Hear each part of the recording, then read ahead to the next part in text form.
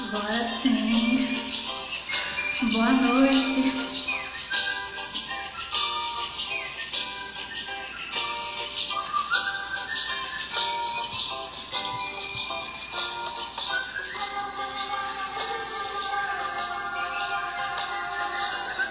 Boa noite, gente. Sejam bem-vindos.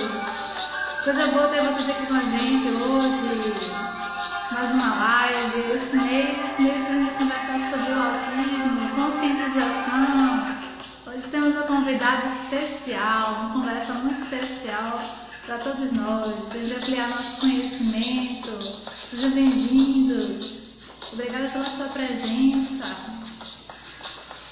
Eu vou chamar a nossa convidada de hoje, Fernanda Mota.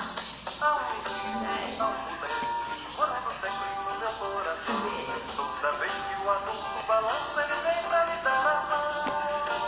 Abraçado no meu desejo, no sol bem quente lá no meu quintal. Toda vez que a bruxa me assombra, o menino me dá a mão. E me fala de coisas bonitas que eu acredito que não. Palavra, respeito, caráter, bondade, alegria e amor. Pois não posso prometer, não quero viver com coração. Agora!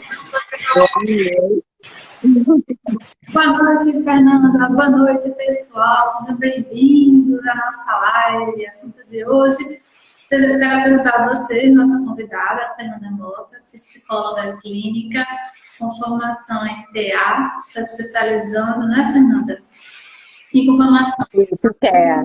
Formação em ABA, é voluntária da Fundação Perrone também, tem ampla atuação e experiência em pacientes portadores de transtorno do espectro autista. Bem-vinda, Fernanda. Obrigada por aceitar o convite. Boa noite, Willa. Eu quem agradeço o convite, né? Nesse diálogo tão necessário, né? Sempre, principalmente agora em abril, mas assim, acho que nós precisamos fazer com que mais pessoas conheçam, né, sobre o TEA. E é isso. Boa noite a todo mundo que está aí na live presente. Então, o tema de hoje da live é autismo. O que é? Como compreender? Então, para muita gente ainda é um tema desconhecido, ou talvez seja a primeira oportunidade que vai conhecer sobre o assunto, ou vai conhecer um pouco mais hoje, não é? Então, a gente vai abordar algumas questões importantes para entender o que é, como acontece, e a Fernanda vai explicar para a gente. Então, para a gente começar, Fernanda, eu queria te perguntar, conceitua para a gente o que é o autismo? Como ele se apresenta? Tá. Primeira coisa que é importante que a gente faz. Vocês estão conseguindo me ouvir bem, pessoal? Porque eu estou sem fone, mas se vocês não estiverem me ouvindo bem, falem aí nos comentários. A primeira coisa que a gente precisa, Willa, falar, que a gente hoje chama de TEA, né? Que é o transtorno do espectro autista. E aí, por que a gente não fala mais só autismo, Fernanda? Né?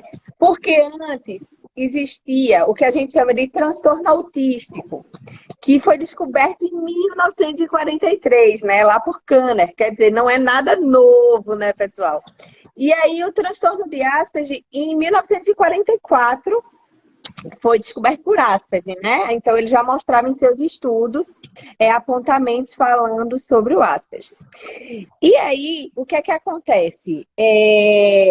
Que hoje, né, o transtorno do espectro autista, ele engloba essas diferentes condições, né, marcadas por perturbações do desenvolvimento neurológico, todas relacionadas com dificuldade no relacionamento social, né? São condições que levam a problemas no desenvolvimento da linguagem, na interação social, nos processos de comunicação e de comportamento social da criança.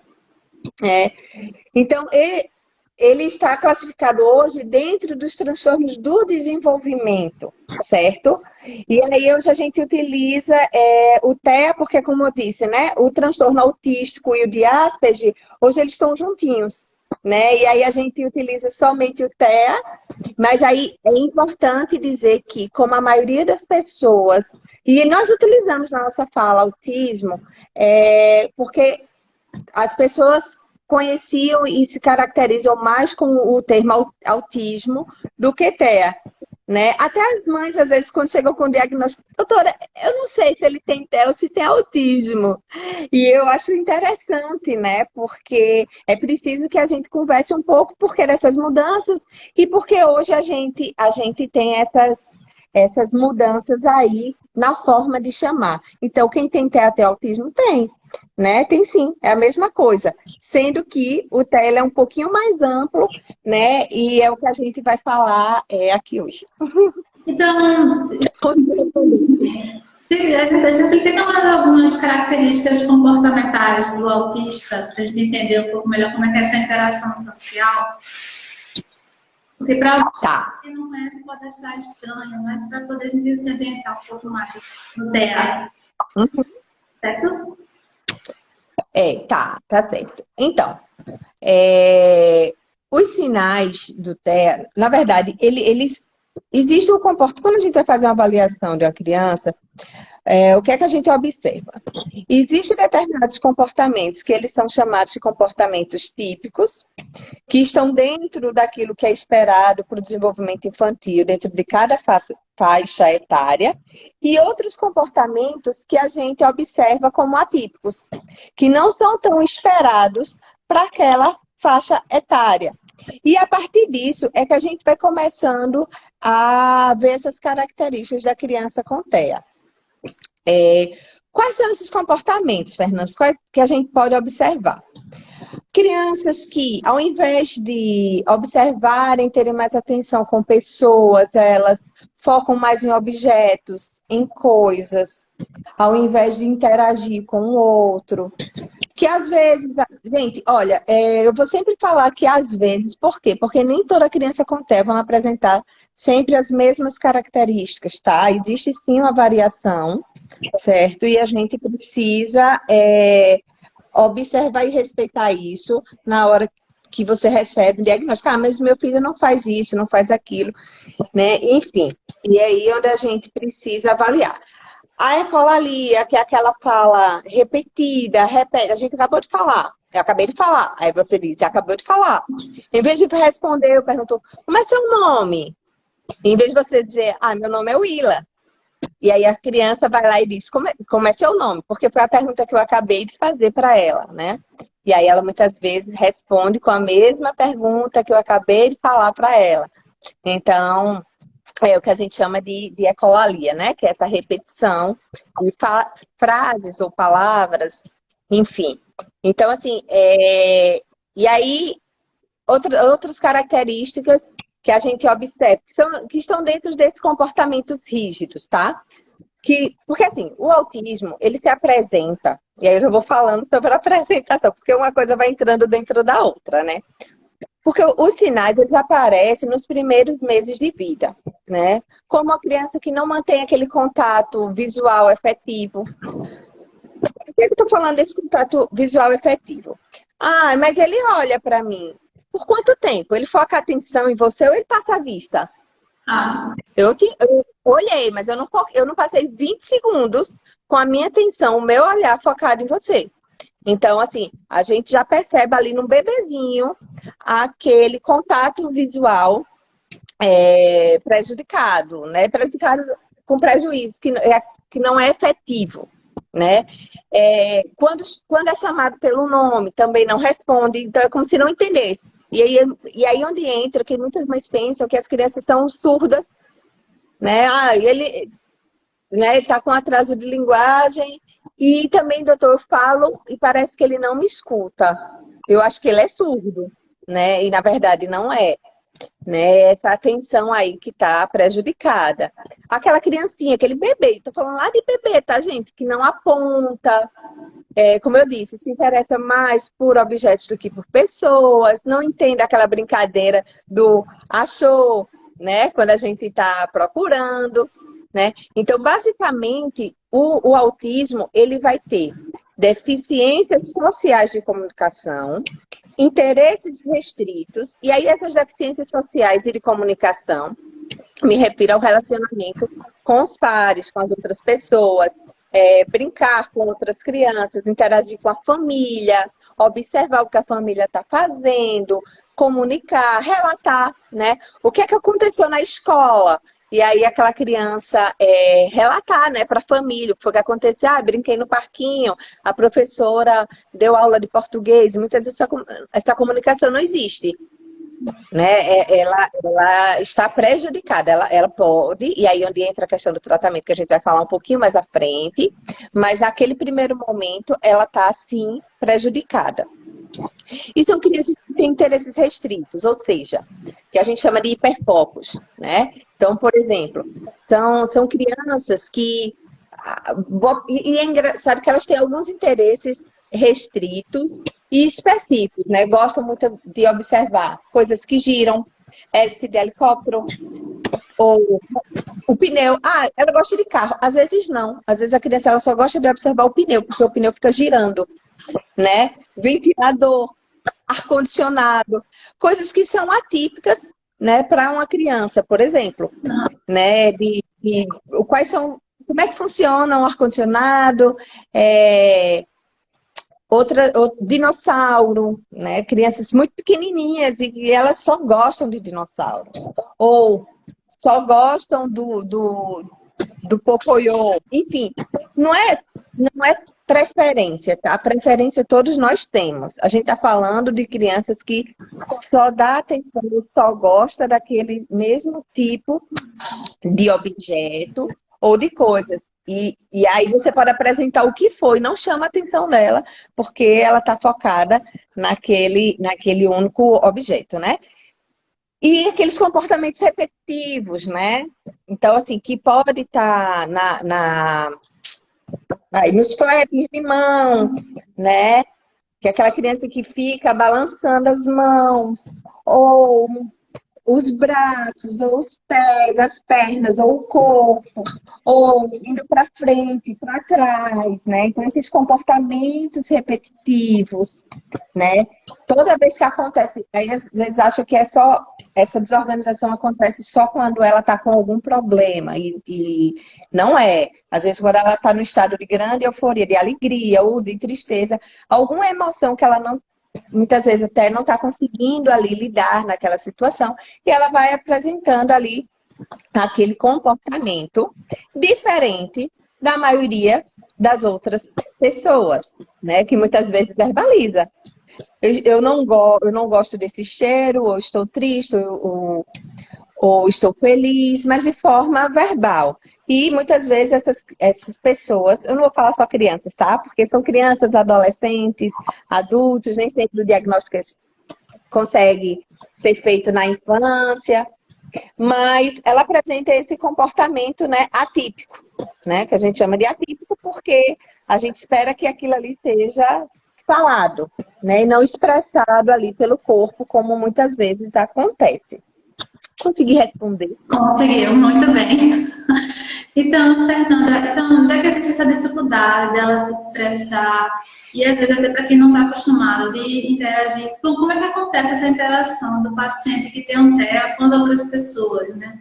Para poder entender melhor e até para ajudar a criança ou a pessoa que não deve ser um adolescente, adulto, depende da idade, ele aprender a se relacionar melhor até para ajudar.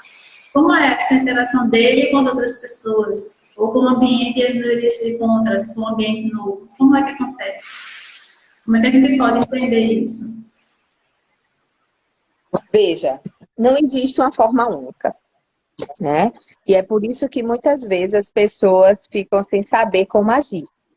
Então, eu sempre digo que a melhor forma da gente agir com o outro é respeitando aquele outro e observando o que é que ele permite. É uma criança que permite toque? Porque não é por ser autista ou não é por ter TEA que necessariamente a criança vai ter aversão ao toque ou ao beijo, ou ao abraço, tá? Na maioria das vezes, sim. Essas crianças não gostam de abraços e de beijos. Na maioria das vezes, mas não é 100%, tá? Então, por isso que eu sempre digo que é importante que a gente observe essa criança para ver quais os sinais que ela está dando. Ah, mas eu tô falando, ele não está olhando para mim, mas tenha certeza que ele está lhe observando. Ele está ouvindo o que você está falando. Mas, Fernanda, ele estava de costas, como é que pode? Sim, ele estava de costas, mas ele não tem... o sistema auditivo dele não está prejudicado. Então, não precisa gritar para ele poder te ouvir, né? Não precisa...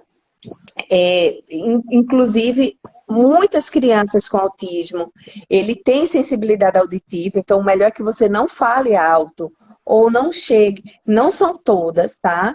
Mas uma boa parte tem sim uma alteração auditiva. E aí você pode observar que são crianças que quando passam uma moto, um carro, vão ter um grande barulho auditivo, elas botam a mãozinha no ouvido, tá? Então, assim, a gente tem que observar. A melhor forma de você se relacionar com o outro é observar esse outro e tentar puxar assunto dentro dos interesses que aquela criança gosta. Se você vê que ela tá gostando, ah, Fernanda, mas ele tá só com um balão, ele só gosta de balão. Então vamos conversar sobre balão, vamos fazer uma troca de balão com ele? Você não quer começar a interagir? Então, quando a gente vai interagir com o outro, a gente tem que ir atrás do que o outro gosta, né? Dos elementos que ele apresenta. Então, mostra para ele que você tem um balão vermelho e ele tem um azul. Vamos ver se ele consegue trocar contigo aquele balão, já que ele gosta tanto. E a partir daí, vocês vão criando essa relação, sempre de forma muito respeitosa, mas entendendo que a dificuldade dele te olhar nos olhos, ou a dificuldade dele ficar de frente para ti nesse primeiro momento. E eu sempre digo, é um primeiro momento, tá? Porque depois que você cria um laço de vínculo afetivo com essa pessoa, criança ou não, pode ter certeza que ela vai te olhar, certo? E ela vai se relacionar contigo de uma forma mais esperada socialmente. Mas é preciso que você parta do princípio que ela tem que ser respeitada nas questões que ela está apresentando, né? Ah, ele é menino, então ele tem que gostar de carro. Eu trouxe um carro e carro é super interessante, né? Não, nem sempre o carro vai ser super interessante. Tudo bem. Então, quais as causas biológicas ou a etiologia do autismo? Como ele se desenvolve? Então, o autismo, ele é multifatorial, tá? Então, ele tem base genética, certo? Ele tem base... Só um minutinho aqui. Eu tinha até colocado aqui em algum lugar, que eu não estou achando, tá? Mas deixa eu falando aqui para vocês.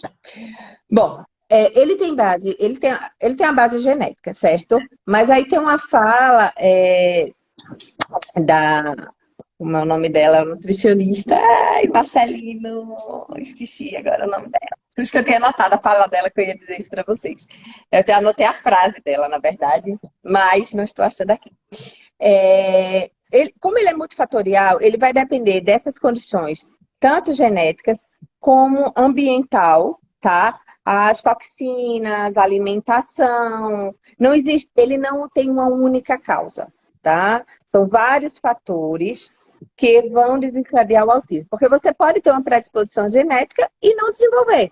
Então, a gente ainda está em estudos, ainda está sendo realizadas pesquisas para saber ao certo qual a causa específica. Porque até agora a gente vê que são várias causas que podem desencadear o transtorno do espectro autista, mas não existe uma única causa. Ele não é unicausal, ele é multifatorial. Existem vários fatores, como o estresse, né? Um estresse oxidativo, vários fatores mesmo, né? Que pode estar aí desencadeando o TEA.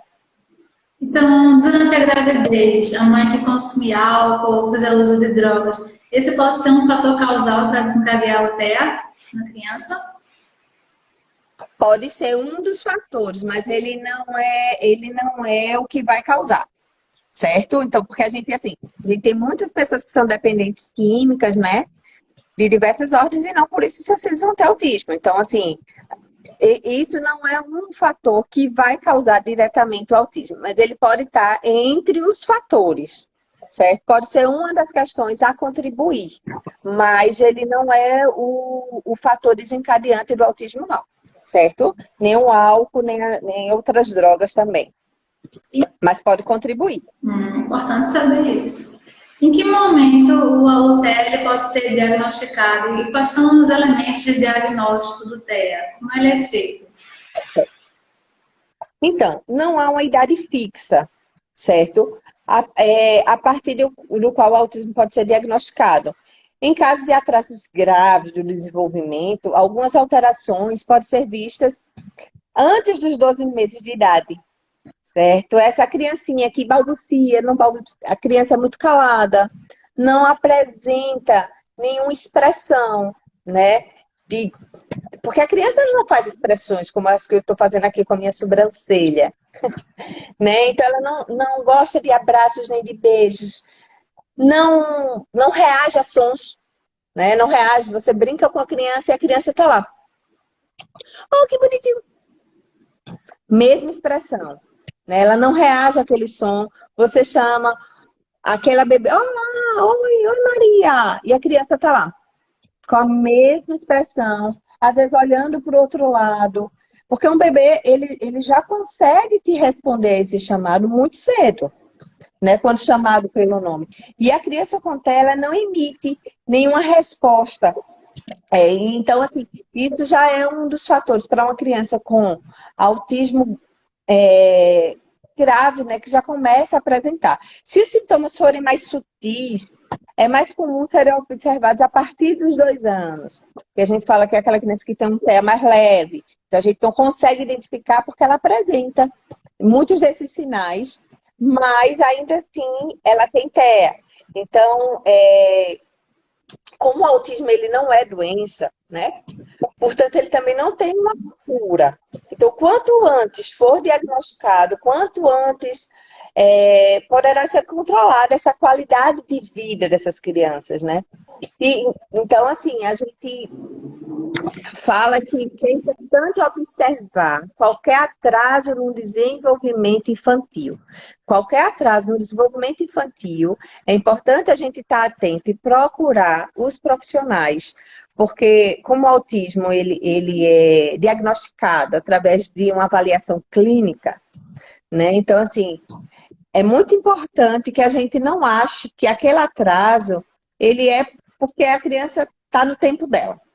A criança está com 2 anos de idade, não fala nada. Não, mas ela está no tempo dela. Não, gente. Né? Existem, como eu disse anteriormente, existem marcos de desenvolvimento. A gente espera que aquela criança fale algumas palavras. Não corretamente, não frases, mas pelo menos algumas palavras, né? O mamã, o papá, que a gente já vê ali com um bebezinho de 6 meses, 7 meses, ele já vai balbuciando uma aula. Não é água, mas ele já está ali tendo uma intenção comunicativa, né?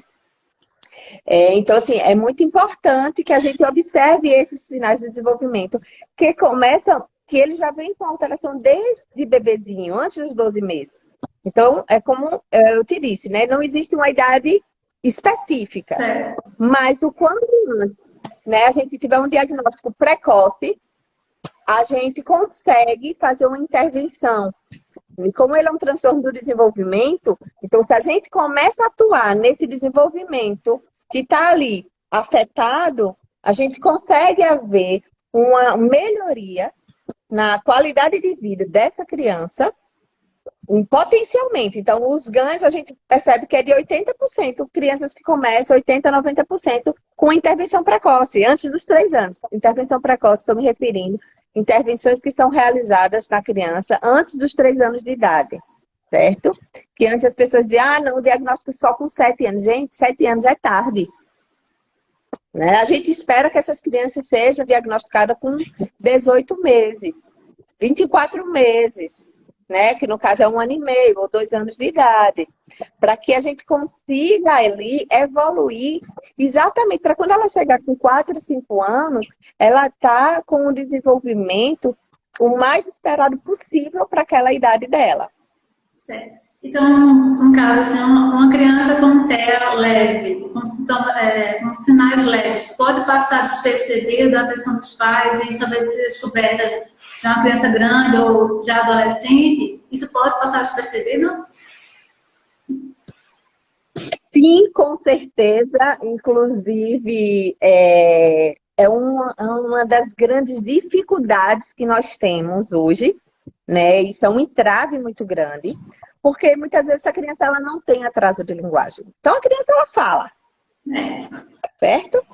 Ela fala, ela só é mais quietinha, ela só não interage muito com as outras pessoas, porque ela é tímida, né? Ela não sabe se chegar para se comunicar muito bem com os outros, porque ela é introspectiva. Então, muitas vezes as famílias, a gente vai buscando ali respostas para alguns problemas de interação daquela criança e aquele diagnóstico vai ficando tardio, né? E aí, gente, olha, eu não estou falando isso para ninguém estar aqui se sentindo culpado, tá? Eu tenho um adolescente que o diagnóstico dele foi já com 13 anos de idade, certo? Meu filho. E aí eu que tive que dar, né? Porque quando ele ia para psicólogo, é porque ele era tímido, era o perfil dele. Só que as outras alterações, né, todas de cunho sensorial, não estava sendo levado em consideração porque não perturbava as pessoas. Ou seja, ele não tinha deficiência intelectual, então a aprendizagem dele estava de acordo com a média, todas as notas, ok. A única queixa era seletividade alimentar e baixa interação. Só que não é só isso, né? Por trás disso existe uma gama de fatores que precisam ser levados em consideração. Então, assim, hoje, por isso que eu digo, hoje o TEA-leve é um dos grandes entraves hoje para a gente dar diagnóstico, porque ele muitas vezes passa despercebido e a gente só vai conseguir realmente perceber o prejuízo na adolescência, né? E às vezes aí é onde a gente vê esse diagnóstico tardio acontecer, porque são leves, às vezes nem tão leves, sabe? Porque quando a gente começa a estudar e se ater a esse tema, a gente vai vendo que aquilo, por exemplo, meu filho hoje tem quase 17 anos, né? Então, assim, há 17 anos atrás, eu, uma menina, e ele primeira viagem, eu não entendia porque um bebê chorava tanto. E ele chorava mais do que as outras crianças. E isso também é um dos sinais. A criança que tem muita dificuldade. Todo bebê vai chorar, tá, gente? Todo bebê vai chorar bastante. Mas são crianças que... E eu tenho 3 filhos e eu posso falar com propriedade sobre isso, sobre o choro de bebês.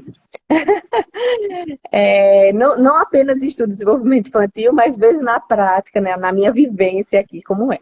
Então, assim, mas são crianças que têm uma dificuldade de lidar com a mudança, né? E sensorialmente muito grande. Então, assim, qualquer alteração vai provocar uma desregulação e muitas vezes esse choro. Então, isso, muitas vezes a gente não consegue perceber quando a gente é, né, primeiro filho ou não tem as informações adequadas. Por isso que quando o Willa me convidou, achei bem legal a gente falar sobre isso. Ai, gente, mas está se falando tanta coisa, a gente já ouviu tanto. Ouviu quem? Quantas pessoas estão falando? Né? Será que de fato a gente está falando sobre, por exemplo, TEA leve? Né? Então a gente está falando sobre outras interfaces que existem no autismo, que muitas vezes passa despercebido por a gente, mas são crianças, adolescentes, são pessoas que acabam muitas vezes desenvolvendo um transtorno de ansiedade no futuro. Porque ele é leve, ele está conseguindo atingir muitas coisas, mas ele não consegue compreender aquele sistema de inadequação que ele sente. Porque as pessoas não se incomodam com o som como eu me incomodo. Então, muitas vezes, esse TEA leve, ele não vai estar ali gritando, ele não vai estar sendo agressivo, ele não vai estar tendo uma desordem no comportamento como outras crianças que estão no espectro de forma mais moderada ou severa. Mas ele está sofrendo. O fato, às vezes, dele não estar ali com aquele comportamento inadequado não significa dizer que ele não está sofrendo. Então, a gente precisa estar muito atento né, a essa questão do desenvolvimento infantil. Então, é algo que a gente precisa estar sempre estudando, nós, né, terapeutas, a gente precisa estar sempre renovando os nossos conhecimentos sobre o desenvolvimento, os marcos de desenvolvimento infantil, para ver se de fato a gente está ali acompanhando se aquela criança está tendo ou não alteração no desenvolvimento dela. Muito bem. Então, assim, Fernanda, você está dizendo com seu filho, né? Tem, também na minha família tem duas priminhas pequenas, lindas, fofas, também são autistas e são uns amores. E é realmente, existe uma dificuldade na família também. Quando eu chego num ambiente que as pessoas eles não entendem o comportamento. Até pelo conhecimento a respeito do TEA, nem todo mundo tem. Então, por isso que eu preciso conversar mais sobre isso e obrigado por ter aceitado. Então, uma coisa que eu queria te perguntar, duas na verdade, qual é o papel da família? Como é que a família pode ajudar? Porque a família é o começo do mundo para qualquer criança, né? Mas no caso específico das crianças que têm o TEA, como é que a família ajuda? Como é isso? Então, a família ajuda de diversas formas, tá? O que é que acontece? A família, ela vai ser a ponte para a gente, certo? A família vai ser essa ponte que a gente vai estar ali fazendo. Os terapeutas, né? E escola e família. A família, ela vai estar ali, tanto desenvolvendo atividades com aquela criança, levando aquelas crianças para a terapia. Mas aí, eu gostaria de pontuar que a gente precisa sair um pouco dessa família nuclear e ir para as demais. Por quê? Veja só, principalmente uma criança com TEA moderada grave, ela vai apresentar um nível de comprometimento, né, na sua rotina muito grande. Então, ela acaba prejudicando a rotina daquela família. Muitas vezes, geralmente a mãe, viu, gente? Quase 100% dos casos, a mãe para de trabalhar para cuidar daquela criança, porque são crianças que têm necessidades específicas grandes, né? De atividades de vida diária. E essa mãe acaba deixando de trabalhar para cuidar daquela criança. Uma criança que apresenta várias alterações no seu comportamento. Muitas vezes, quando chega na casa da avó, de uma tia, de uma prima, são aquela mãe que já vem ali de uma sobrecarga diária, de cuidados, de atenção, muitas vezes ela é culpabilizada. Do tipo, você que não dá educação para essa criança, você que essa criança só está prestando esse comportamento. Gente, claro que educação tem que ser dada para todas as crianças, tá?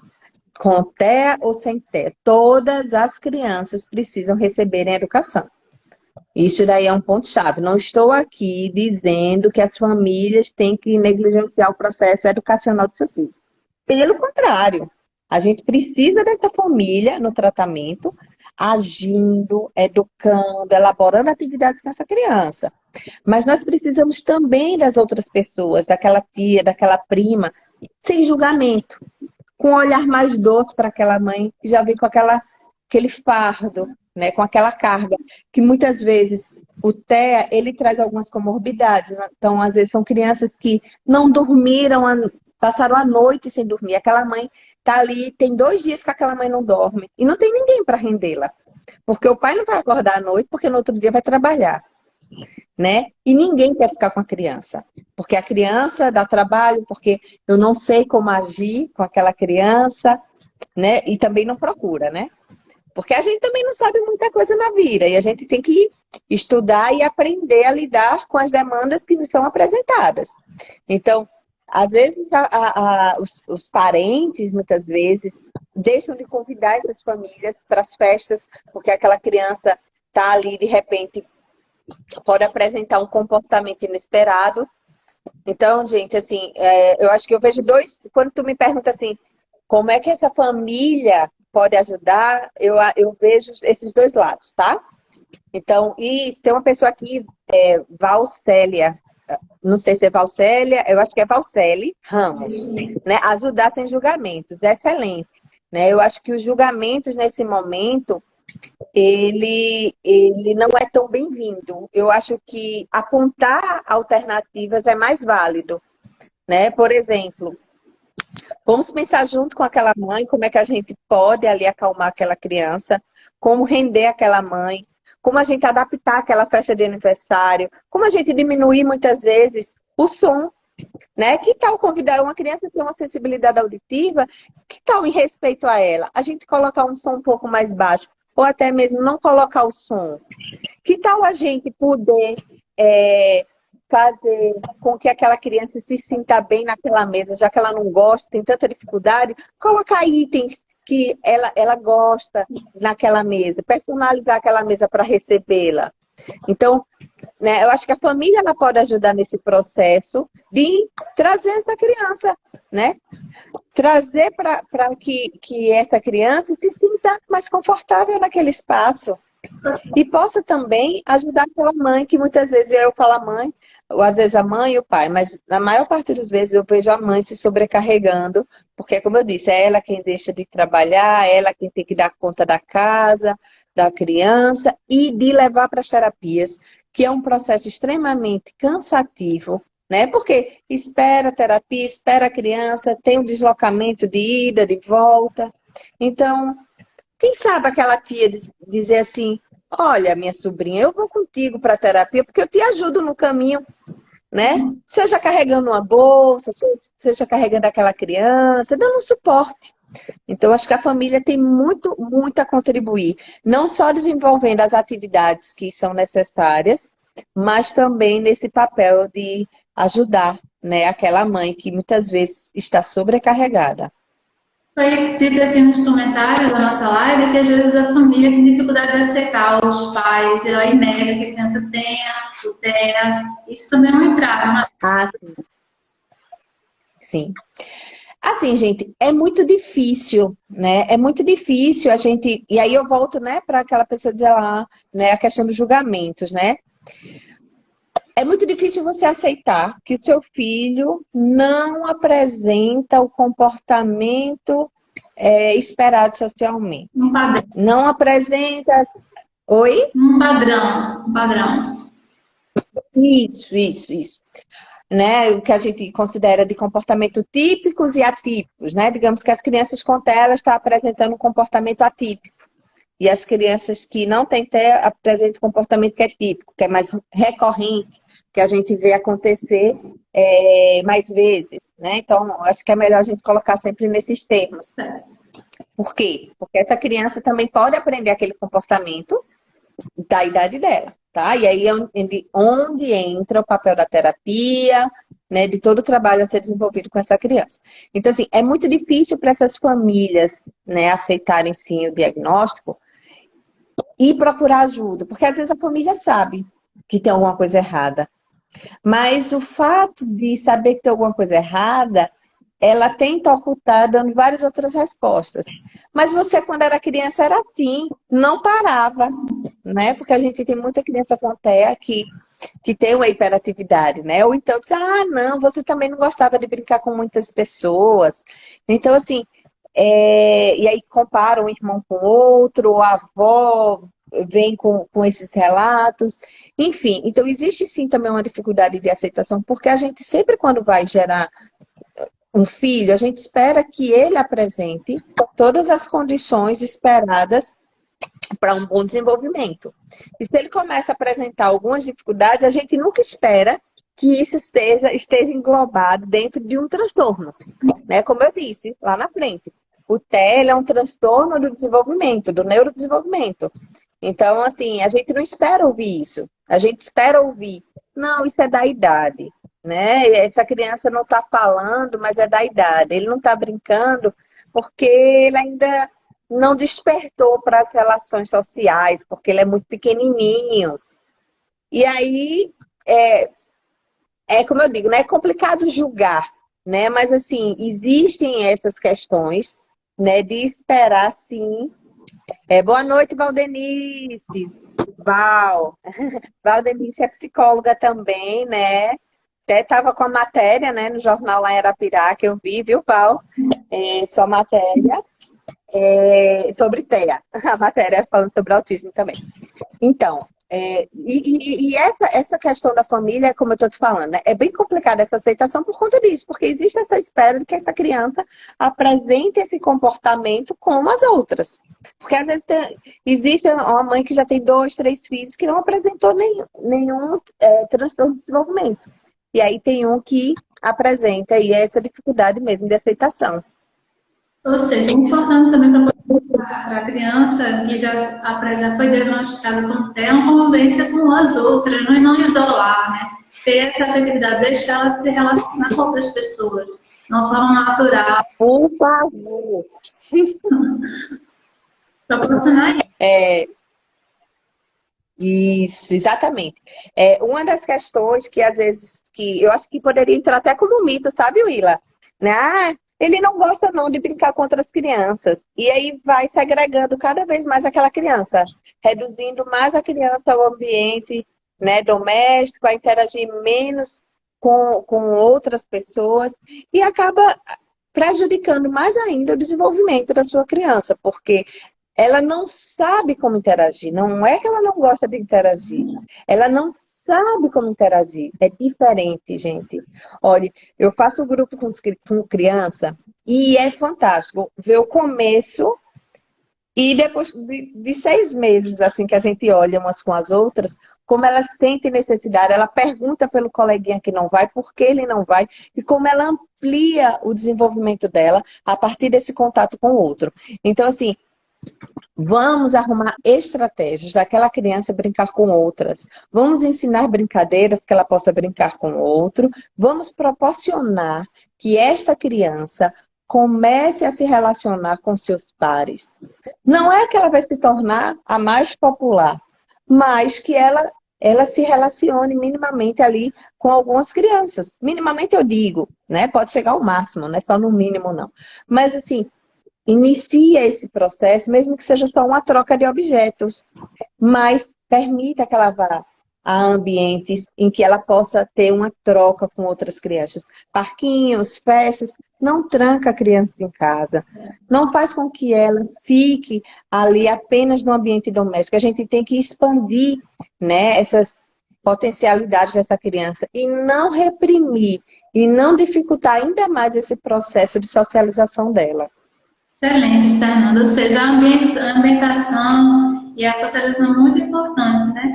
Então, explica pra gente no que consiste o tratamento, o que é feito no tratamento da psicoterapia, porque existem outros profissionais que atuam, a pediatra, de repente, a terapia ocupacional.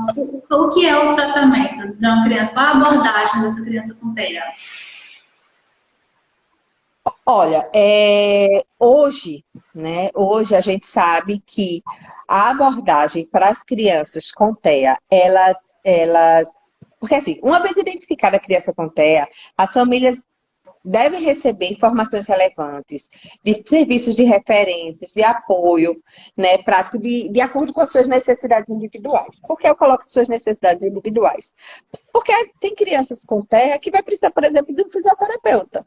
Mas, Fernanda, fisioterapeuta, sim, às vezes ela precisa desenvolver a musculatura, a força muscular, mas não vai ser todas as crianças que vão precisar. Então, mas 100% quase das crianças vão precisar de psicólogo, terapeuta ocupacional, fonoaudiólogo, uma equipe multiprofissional, tá? Não é um profissional, nem 2 profissionais, é uma equipe multiprofissional para ali estar fazendo intervenções psicossociais baseadas em evidências, tá, gente? É importante que a gente frise bem que essas intervenções psicossociais para o tratamento dessas crianças tem que ser baseados em evidências, porque hoje a gente tem um mundo, né, digamos assim, de pessoas que oferecem, né, tratamento. Só que assim, a gente tem que procurar aquilo que é evidenciado como científico. Então, hoje a gente vê que existe o tratamento comportamental e de programas de treinamento de habilidades, eles hoje são muito bem quistos. Por quê? Porque eles propiciam desenvolvimento adequado dessas crianças, funcionalidade, independência, integração, família e prática terapêutica, porque esses pais vão estar recebendo orientações, um plano terapêutico individual para cada criança tem que ter o seu plano terapêutico individual. Lembra que eu falei lá no começo da live que essas crianças nem todas vão apresentar as mesmas características, né? Então, tem que ser avaliado o que de fato aquela criança precisa para a gente não estar englobando todo mundo no mesmo tratamento. Esse tratamento generalista aí não serve. Tem que ser individualizado, certo? Ver as áreas de maior habilidade dessa criança, os pontos de interesse, os hábitos de atividades, a rotina, né? Trabalhar essa rotina dessa criança. Hoje na psicologia, né, que é a minha área, né, a gente vê que o ABA, né, tornou-se uma referência, né, dos especialistas por ele trabalhar bastante essa questão comportamental e estimular os comportamentos sociais, trabalhar com reforço, né? E a gente vem observando que tem tido um grande resultado, certo? Para além, como ele também acaba contabilizando, né? Porque existem os protocolos de avaliação, então a gente consegue mensurar, digamos assim, quando essa criança conseguiu atingir determinada habilidade ou não, tá? Então, assim, existem várias outras, mas todas as intervenções elas devem ser, como eu disse, de cunho psicossociais, mas em todas as intervenções, e aí eu não vou citar uma só, tá? Apesar de eu ter feito formação em ABA, em TIT, mas eu sei que tem o Denver também, que é muito reconhecido, e existem outras, certo? Que também, todas são baseadas em modelos comportamentais, porque é o que a gente tem visto, tá? Que tem dado um resultado positivo, né? E aí a gente vai precisar, né, de um terapeuta comportamental ou de um terapeuta ocupacional para trabalhar atividades de vida diária, porque quase sempre essa criança vai apresentar dificuldade no vestir, no se alimentar, no desenvolver coordenação motora fina, ampla e etc. De um fonoaudiólogo, porque é aquela questão da comunicação, né? Que mesmo quando às vezes não tem um atraso de fala, mas às vezes não consegue também se comunicar com o outro de uma forma mais assertiva. Então, a questão, né, do psicólogo para estar trabalhando, porque a gente às vezes acha que o psicólogo, quando vai estar trabalhando com a criança com TEA, vai só estar trabalhando a questão emocional. Gente, não. Principalmente se a gente tiver uma formação em ABA. A gente não vai estar ali só estar trabalhando a questão emocional, não, porque a gente vai estar estimulando os comportamentos sociais, como contato visual e comunicação funcional. Porque, gente, a comunicação, ela existe para a gente se comunicar com o outro, tá? Então, se eu falo, mas se eu não me comunico... Por exemplo, eu estou aqui, eu tenho um mouse, e eu disser mouse, abacaxi e planta. Falei, comuniquei, nada. Se eu disser, Willa, seu fone de ouvido é azul, Sim. eu estou fazendo uma observação, né? Eu estou me comunicando, porque você entendeu o que eu falei. Existe uma comunicação funcional. Eu falo palavras que formam uma frase na qual você compreende. Eu falar palavras aleatórias, elas não vão fazer com que necessariamente haja uma comunicação funcional. Então, por exemplo, um psicólogo que tem formação ABA, ele vai estar trabalhando essas questões também, tá? Não é fonoaudiólogo, não. A gente não é fonoaudiólogo. Quem trabalha a questão de linguagem é o fonoaudiólogo, tá bom? Mas o que eu tô falando dessa comunicação mais funcional, né? Tá fazendo esses treinos também, ajudando. Incentivar nos comportamentos acadêmicos, como a leitura, a escrita, aprendizado de matemática, reforçando as atividades de vida diária, higiene pessoal, reduzindo comportamentos problemáticos, como agressões, estereotipias. Lembra que eu falei a questão dos flappings, dos movimentos para frente, para trás, que a gente chama isso de estereotipias, certo? Então, assim, tudo isso, né, com a equipe multiprofissional vai estar sendo trabalhado todas essas dificuldades que essas crianças apresentam, certo? Então, o tratamento, ele consiste em um trabalho multiprofissional, né? O diagnóstico, ele é feito através da análise clínica, mas todas essas competências, e aí a gente tem que avaliar de criança para criança o que é que está prejudicado, o que é que não está prejudicado, para estar desenvolvendo esse plano terapêutico individual. Ou seja, desde o começo, então, ela precisa de ajuda em coisas do cotidiano, coisas simples, para ela entender como é que usa, como é que faz, como é que pede, até ela evoluindo gradualmente para coisas mais complexas, ou seja, com o tempo que vem as intervenções, a terapia e os outros profissionais que atuam para ajudar essa criança a se desenvolver bem, não é isso? Perfeito. Exatamente, exatamente. Então, assim, porque hoje a gente vê mais que essa questão comportamental, ela apresenta, digamos assim, evidências e o resultado, né, positivo também. Porque ela é sistematizada, então a gente tem uma forma de falar, de organizar aquele ambiente. E às vezes eu não falo nem às vezes da aplicação mesmo da metodologia X ou Y, mas a questão de você poder sistematizar o seu atendimento de forma que aquela criança saiba também o que esperar, para ela poder. E aí onde entra na questão do método Teacher, por exemplo, que ele vai estar ali diminuindo as condutas indesejáveis, porque você às vezes planeja uma atividade na qual fica mais fácil para aquela criança dar uma resposta, porque você estruturou de forma com que ela vai conseguir entender. Então, muitas vezes a gente precisa fazer muitas vezes não, 100% das vezes, tá, gente? Fazer uma estruturação do nosso ambiente. A criança precisa entender como é que funciona aquele setting terapêutico e depois, mas aí vai ficar engessado, Fernanda. Ela vai fazer assim e depois quando ela for para o mundo. Aí, progressivamente, a gente vai estar também trabalhando essas habilidades para quando ela for no shopping, quando ela for ali no parquinho, não agora ela precisa, se aquela criança tem uma extrema dificuldade de aprendizagem, a gente precisa começar de uma forma estruturada, tá? Para depois a gente poder ir para uma forma, digamos assim, menos estruturada, né? Porque senão a gente não consegue uma resposta também de ganhos muito positivos. Certo. Consegui responder, Willa? Só que eu estou ficando curiosa. Você me dá um exemplo assim, de algum exercício que você faz na terapia, alguma atividade, alguma coisa que é feita. Dá um exemplo para a gente ter uma ideia do que acontece.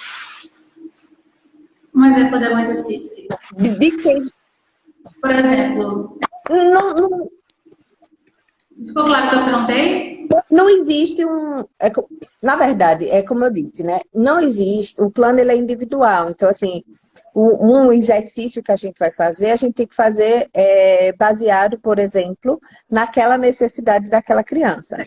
Então, se eu tenho uma criança, por exemplo, que todas as vezes que ela que eu apresento para ela ali um plano terapêutico, e ela bate em mim, mas eu, por exemplo, ou deixo de fazer a atividade proposta. E a atividade, gente, pode ser várias, de diversas ordens, como eu falei, porque como essa criança ela vai demandar muitas vezes problemas às vezes acadêmicos, ou às vezes uma questão mais voltada à higiene pessoal e etc. Então a gente pode estar ali, pode estar com brinquedos, certo? Trabalhar com criança é trabalhar brincando com brinquedos, tá? E aí eu estou pedindo para que ela, por exemplo, coloque as frutas dentro da cestinha. Uma atividade simples, somente de fazer com que ela, de transição, transportar, de pegar aquele objeto e botar em outro espaço. Porque parece simples, né? Mas muitas crianças apresentam dificuldade de seguir a instrução, né? De entender o que está sendo solicitado. Então, às vezes o ensino estruturado funciona bem nisso, né? Na gente poder, às vezes, tá ali mostrando para a criança através de pistas visuais, tá? Isso é bem importante falar, né? Importante a gente trabalhar com pistas visuais, por exemplo. Eu trabalho muito mais voltado na questão. Eu não trabalho tanto com uma rotina estruturada visualmente na sala, mas eu vou orientando. Por exemplo, se eu sempre, antes da pandemia, já colocava os sapatos na entrada. Então, eu primeiro fazia, ou seja, eu dava um modelo, né? Eu tirava o meu sapato para depois pedir para aquela criança retirar o sapato dela. Então, a gente precisa também ou ser o modelo fazendo, ou ter uma imagem ali também fixa para que aquela criança entenda quando a gente não estiver. E a gente precisa que ela repita aquele comportamento.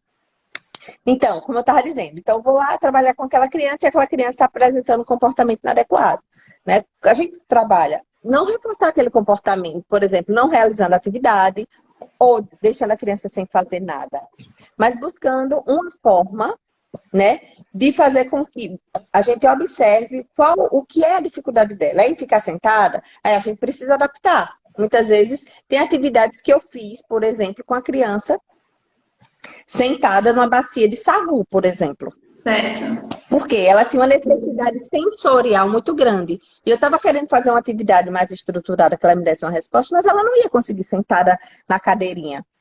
E ela precisava se regular para poder me dar uma resposta. Então, a gente tem que avaliar qual a necessidade daquela criança para fazer esses ajustes, né? Muitas vezes, ter ali uma bolinha para aquela criança apertar, para ela também não estar correndo muito, e naquele momento que eu preciso dela sentada para realizar uma atividade mais concentrada. Porque, veja, crianças muito pequenas, a gente pode estar ali até trabalhando até músicas com ela, interação. Mas muitas vezes a gente precisa fazer com que ela sente. Então a gente precisa utilizar estratégias para que ela mantenha sentada e dê as respostas que eu estou solicitando para ela naquele momento. Mas não de uma forma agressiva, de uma forma envolvente. Trabalhar com criança é trabalhar a conquista diariamente. A gente tem que conquistar aquela criança. A gente tem que fazer uma atividade. E às vezes a gente planeja, gente. Olha, já fiz, por exemplo, uma criança que era super focada em Peppa Pig. E uma criança com um transtorno bem severo, né? E aí eu fiz a casa do George, e fiz o carro, e fiz tudo, e levei. A criança fez isso. Virou as costas e saiu. E a gente precisa trabalhar a nossa frustração enquanto profissional e pensar em outras estratégias, né? Se aquilo ali não funcionou para chamar a atenção dela, por exemplo, para trabalhar. Aí você sabe, Fernanda, mas é ali com a casa do George, certo? E aí eu posso trabalhar com ela, ou entrar e sair do ambiente, porque a casa tinha porta, tinha janelas, tinha várias coisas que eu poderia trabalhar ali com aquela criança. Mas ela não funcionou, né? Não funcionou. Então, assim, é importante que a gente também, enquanto profissional, pense em estratégias que envolvam essa criança.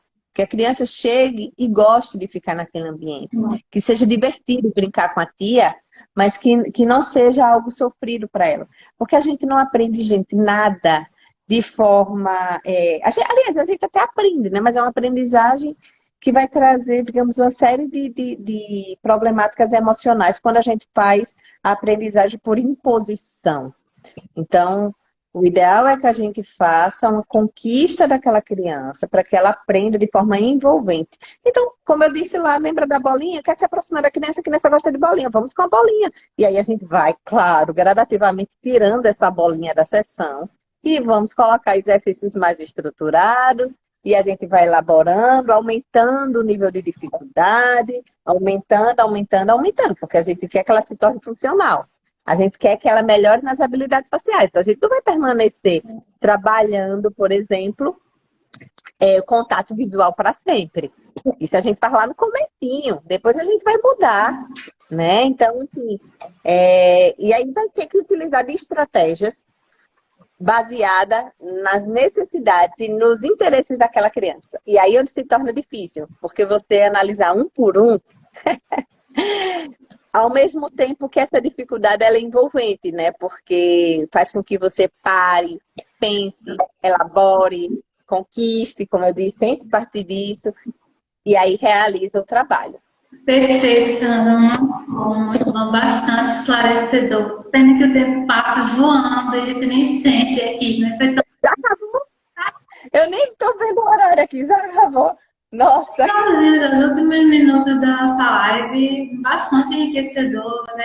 Para a gente entender melhor, e graças a Deus, agora ficou muito bom para a gente ter uma visão mais ampla do que acontece, como poder ajudar, interagir. E eu digo que é muito importante saber do que a criança gosta para poder você acolher, para você ela participar, para se ambientar. Isso é muito bom. Isso é bom demais, cara. É muito lindo.